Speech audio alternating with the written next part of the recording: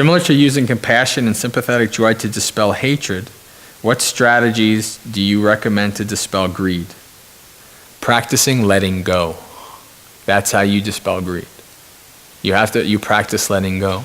What the people did when they brought food, so it's called dana. It's called the practice of generosity, of letting go. And when you're really doing that, if you really want to practice, you're trying to practice this without any expectations, without any feelings of you're going to get something out of it. That's the only way that you can do it. You're freely letting something go out of your life. And when you do that, you feel lighter. One of the things, I'll give you a strategy, an example. It's something that I did myself for years once I became a Buddhist. I started about when I was a Buddhist. Every 6 months I would do a purge. I would go through everything I owned, and whatever I could let go of, I let it go. I threw it away, I gave it away, it was gone. And every time I did that, I got this feeling, feels good. Feels nice to have less stuff, like less of a burden. And the more I did it, the more it's like, before I came to the monastery, I saw that everything I owned in this life was just on one shelf on the bottom of my parents' basement.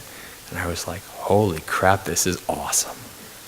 I don't have to worry about, I know what it's like to own a car and deal with mortgage payments and all that kind of stuff. And it's a lot. So you practice little by little, letting go of what you can let go. You don't want to force yourself. Every time that I did a purge, if I held something, and I'm like, I can't let this go. Okay, I put it aside.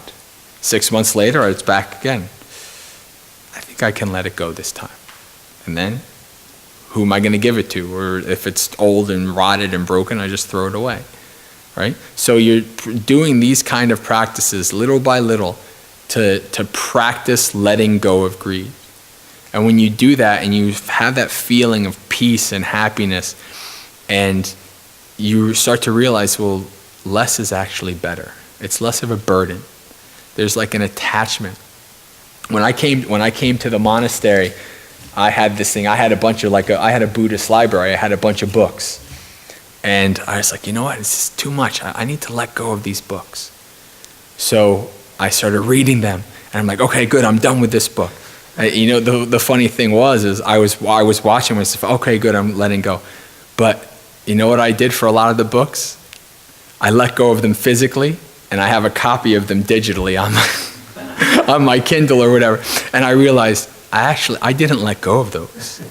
Even though physically they don't exist, I don't have them in my room, I still have them in my mind. It's still, I wasn't able to let go of them. They don't exist, they're digital, they're ones and zeros. But the attachment to them is still in my mind.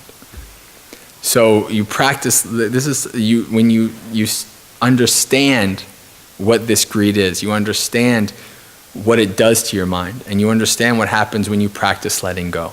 Letting go is peace. Letting go is freedom. Letting go is lightness. Letting go is contentment. And that is worth its weight in gold, which is not that much because you're letting go a lot of it.